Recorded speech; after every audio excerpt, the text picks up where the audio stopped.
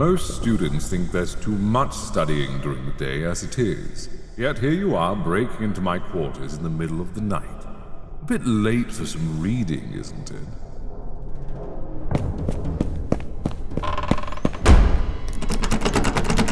Oh, don't be silly. You've just arrived. I would be a terrible host to send you away so quickly. You can stop looking around. You won't see me, but I can see you. I can see this silly little witch pressed against my door. Now, we need to talk so I can decide what to do with you. It's a dreadful transgression, stealing from the headmaster. But it does make me curious what a little thing like you could possibly want in this room. Have a seat. Go on, sit down. Come now, don't be rude. I thought we taught manners here at Sorrowspire. When I say sit, you will do so either by your choice or mine. Now sit. Now, would you care to tell me what pressing matter brought you into my room? Did you get lost on the way to the library?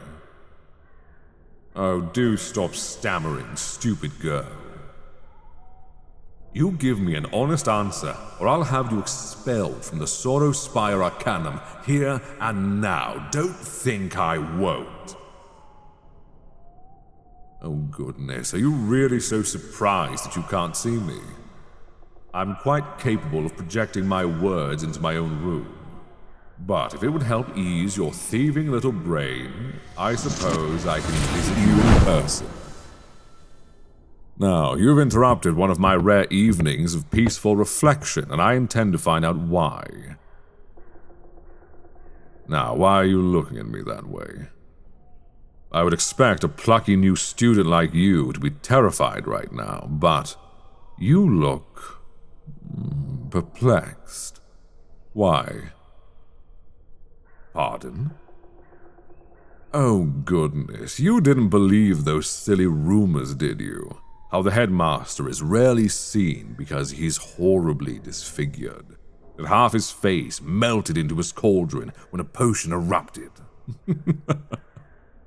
Well, as you can see, I am all here, surprisingly intact, save for a few choice scars here and there. Frankly, I'm less damaged than I thought I'd be at this age. But you're rather youthful to be getting into trouble like this. Now, why don't you show me what you've got stashed away inside your robe?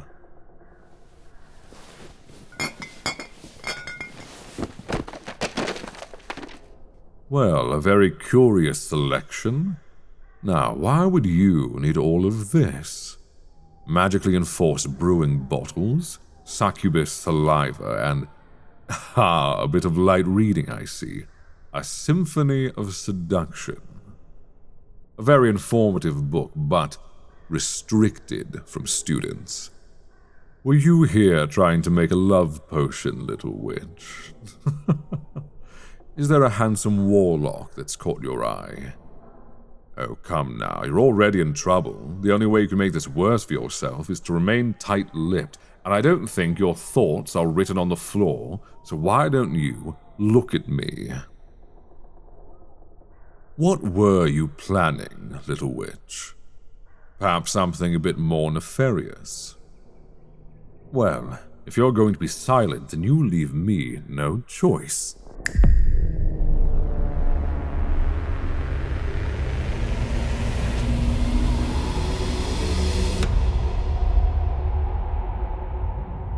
Oh, goodness.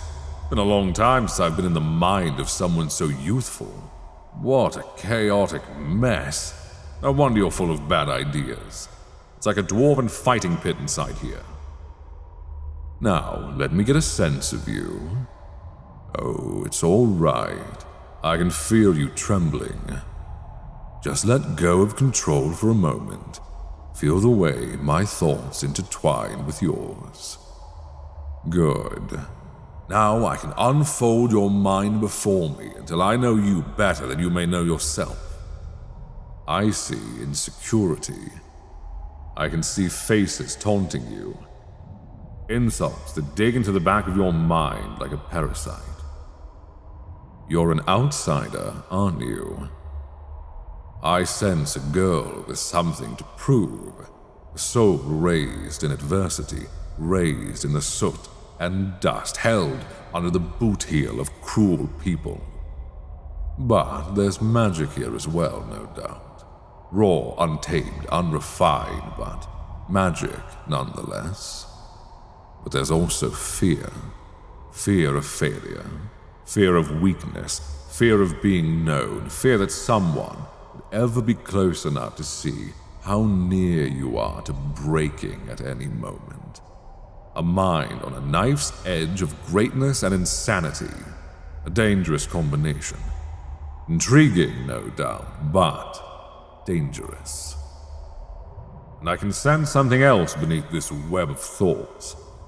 I can see it brimming below all this rage, this desperate need for control? No, that's not quite right. You want power, and yet you crave something else. There's something depraved hiding within you. Isn't that right, darling? What are you holding back from me? What are you pushing to the corners of your mind, hoping I don't see? I could just split your mind in half to see more clearly, but I'm not such a brute, and I think I'd rather hear it from your own lips. So, allow me to return to my own mind so we can have a little chat.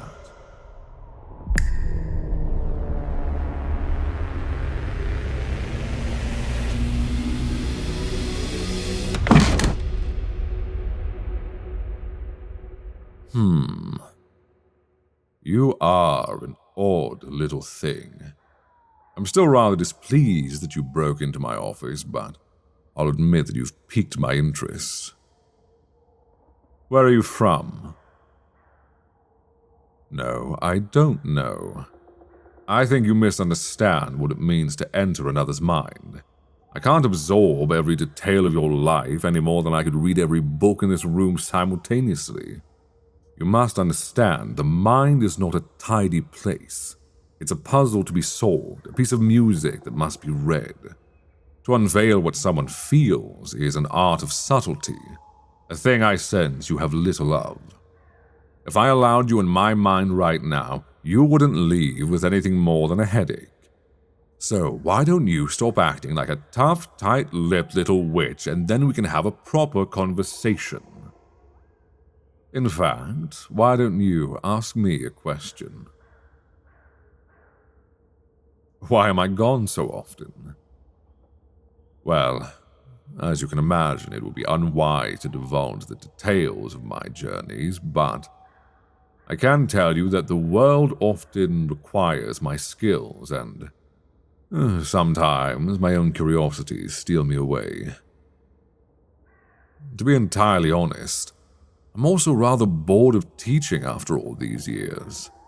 All the professors here are wise enough to help all of you students, and they're far more patient than I am.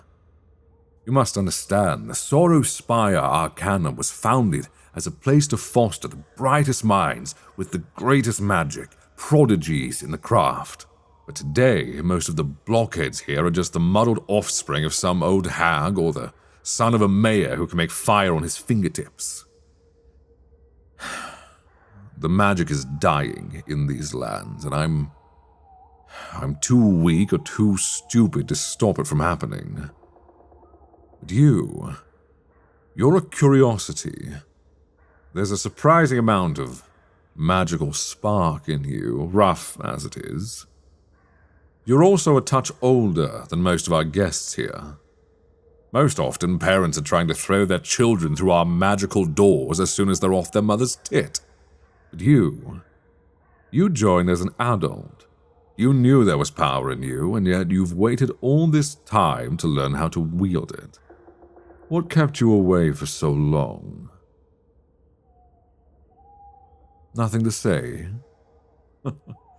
Very well. I've done enough prying in your mind for one evening. But tell me this. What about your parents? What do they do? Farmers? Really? Well, I won't try to hide my skepticism, but who knows? Sometimes even diamonds are found in the coal mines. I see. Yes, I've heard of it, though I imagine I'm one of the few that has. It's a small village out past Tallow's main forest. Inhospitable bit of land. Frankly, I'm surprised anyone could survive out there at all. I've even heard some whispers then. Well, probably best for me not to pronounce myths as truths. Now, what is all this business about a love potion? Must have been a pressing matter to make you break into my wares and risk expulsion, though, honestly, I can't imagine a prickly sort like you would be much interested in romance.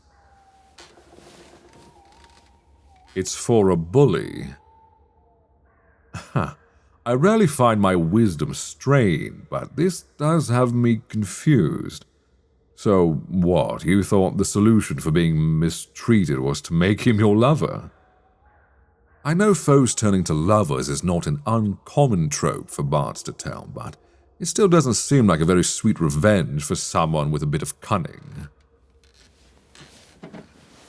What? My goodness! You wanted to break his heart? Oh, I see now. You wanted to create an obsession in him just so you can tear it to pieces when you so wish. That is dastardly. Taking revenge by breaking someone's spirit is a streak of cruelty I would not have expected. I think I'm starting to like you, little witch. Now, it's about time you return to your room, I think. No arguing.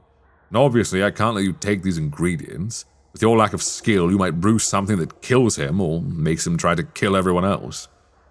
No, these are going right back on the shelf where they belong.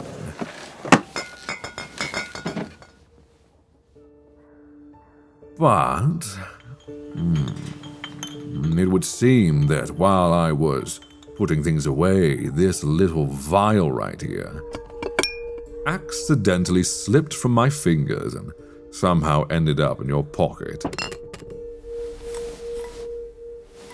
What a strange accident. And it would be dreadful if the contents of that vial somehow ended up in a certain someone's morning tea. In fact, I'd say that if any young man were to unknowingly drink that, I believe they wouldn't be able to, how shall I say this delicately? They would be unable to find any pleasurable release for quite some time, no matter how hard they may try. And I think a hot-blooded man of his age would find it unbelievably frustrating to be denied one of his most common activities.